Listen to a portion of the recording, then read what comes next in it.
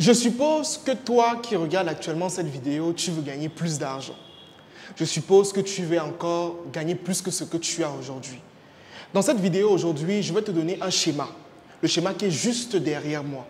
Et je peux te garantir que si tu comprends exactement le schéma qui se trouve derrière moi et que je vais expliquer dans les prochaines minutes, je peux te garantir que tu vas passer à un autre niveau et que tu vas gagner plus d'argent. Reste jusqu'à la fin.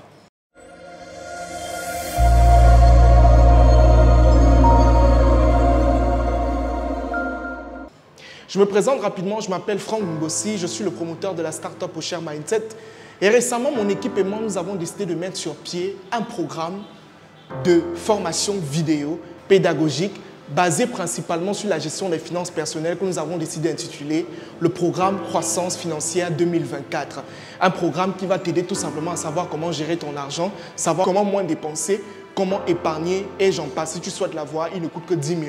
Regarde juste ton commentaire, tu vas voir un lien WhatsApp, tu cliques et tu contactes mes équipes pour entrer en possession de ton programme Croissance financière 2024.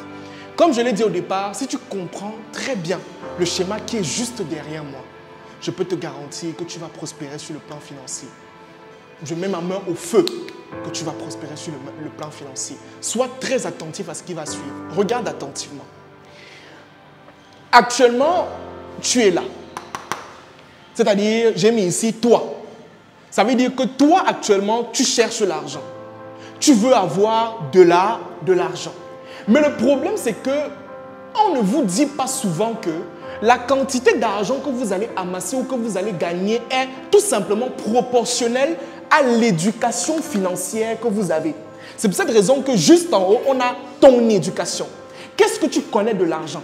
Aujourd'hui, par exemple, tu veux plus d'argent, tu veux gagner plus d'argent, mais qu'est-ce que tu connais de l'argent? Quelles sont les connaissances que tu as? Il y a parfois, on dit souvent que mon peuple périt faute de connaissances. Mon peuple ne gagne pas plus parce qu'il ne connaît pas. En fait, tu ne gagnes pas plus parce que tu ne connais pas certaines notions financières. C'est la raison pour laquelle ton éducation financière vient s'associer. C'est-à-dire, ton éducation sur l'argent va te permettre de gagner plus. Mais ton éducation financière aussi va te permettre de détenir un nouveau mindset financier. Je ne sais pas si tu comprends ce que je suis en train de dire. Ça veut dire que tu es là, tu cherches l'argent, mais avant de chercher l'argent que tu es en train de chercher, tu dois acquérir une certaine éducation financière qui va te permettre d'avoir une certaine mentalité financière, un certain état d'esprit financier. Quand je dis état d'esprit financier, qu'est-ce que je veux dire par là? La manière dont tu gères ton argent. On a des personnes aujourd'hui qui peuvent gagner 100 000, qui peuvent gagner 200 000.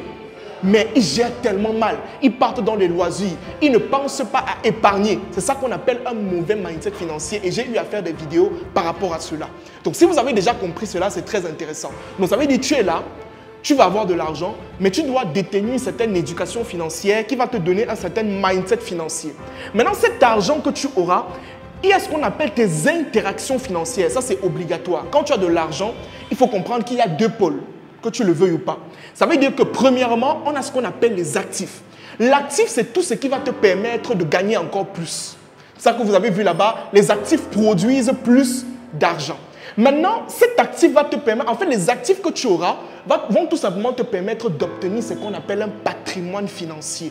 Et le patrimoine financier, dans la majorité du temps, les gens pensent toujours que c'est les immeubles. Non. Le patrimoine financier est constitué de 1. Tes sources de revenus. Comment est-ce que tu gagnes de l'argent? Salaire, commission, intérêt, etc. Les liquidités, l'argent que tu as en espèces ou dans ton compte, je ne sais pas trop quoi, la liquidité. Ensuite, les biens matériels et mobiliers de production de luxe, ce sont des investissements. Je prends un exemple simple ici. Parce que quand on dit bien matériel, vous avez l'impression que ça peut être des dépenses. Non. Prenons le cas d'une personne qui fait dans la location des couverts. Du moment où il achète des couverts, en fait, les couverts vont lui rapporter de l'argent. Il vient de faire un investissement, ce n'est pas une dépense. Il investit pour gagner plus.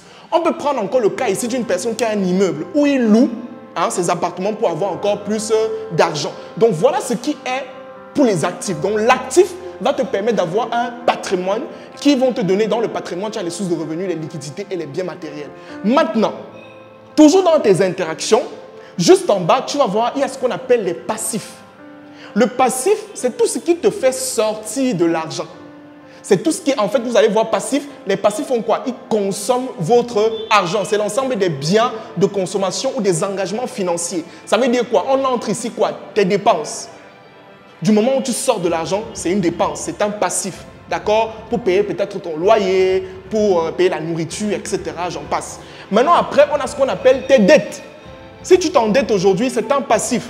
Même si c'est pour investir, je ne sais pas trop quoi, c'est un passif. C'est pour cette raison que quand on fait en comptabilité du côté passif du bilan, on a ce qu'on appelle les dettes. C'est de ce côté, ce n'est pas du côté de l'actif. Ensuite, on a tes possessions, les maisons. En fait, ici, par exemple, ta maison est un passif parce qu'il ne te rapporte pas de l'argent. Ta voiture est un passif parce qu'il ne te rapporte pas l'argent. Ça te fait dépenser. Tous les jours, tu mets le carburant. À moins que ta voiture, tu l'utilises pour toi et tu utilises aussi pour la location ou comme taxi. Là, ça devient un actif. Mais tant que tu achètes une voiture pour toi-même et que tu mets le carburant à l'intérieur, mon cher ami, tous les jours, tu l'entretiens, c'est un passif. D'accord? En fait, ceci constitue tout simplement ce qu'on appelle ta situation financière, qui peut être soit positif ou négatif. Positif dans le cas où tes actifs sont supérieurs à tes passifs et négatif dans le sens où tes passifs sont supérieurs à tes actifs. C'est ça la situation financière. La personne qui va bien comprendre ce schéma aura une base profonde sur le pan de l'intelligence financière. Les gens n'ont pas compris et beaucoup de personnes ne connaissent même pas cette partie, mais ne comprennent même pas d'abord la partie-ci. Ne comprennent pas qu'en fait, quand tu es en train de vouloir chercher de l'argent, il faut que tu t'éduques. C'est pour cette raison que Ocean Mindset aujourd'hui s'est positionné comme cette personne, comme cette entité finalement, qui est là pour vous faire passer à un autre niveau sur le plan financier en vous donnant des notions sur l'intelligence financière et plus précisément l'argent. Comment est-ce qu'on gère l'argent avec des programmes comme le programme Croissance Financière 2024 qui ne coûte que 10 000 francs CFA. Les amis, voilà le schéma que vous devez retenir. Si vous avez la possibilité d'avoir un papier ou un cahier où vous allez noter cela, ça sera très intéressant. Parce que voici la base de l'intelligence financière. Comprendre l'actif, comprendre les passifs. Et du moment où il y a des personnes qui ont des situations... Bon, maintenant, vous, de votre côté, vous allez déterminer quelle est ta situation financière. Quand toi-même, tu restes actuellement, calcule tous tes actifs, toutes tes sources de revenus, toutes les liquidités que tu as, tous les biens matériels. Tu fais moins, c'est-à-dire que tu fais ça et après tu fais l'autre de l'autre côté. C'est-à-dire tu fais tes passifs. Quelles sont les dépenses que tu engendres chaque mois? Quelles sont les dettes que tu as? Quelles sont les possessions qui te font dépenser de l'argent? Et après maintenant, tu compares les deux. Si tu te rends compte que ton passif est plus supérieur à ton actif, mon frère, tu es pauvre. Et si tu te rends compte que tes actifs sont plus supérieurs à tes passifs, en fait, tu es une personne qui est en train d'aller en voie vers une certaine prospérité financière. Il y a des personnes maintenant qui, l'actif est égal au passif. Ça veut dire que les deux s'y sont égaux. Là, il y a ce qu'on appelle stabilité.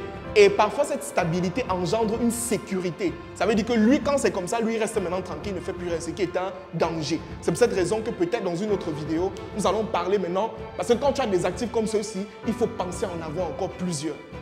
D'accord? Donc les amis, voilà le schéma que je voulais vous montrer aujourd'hui dans cette vidéo. J'espère que vous avez appris quelque chose de très intéressant, que vous avez pu noter et que ça vous a donné un plus sur le plan de l'intelligence financière.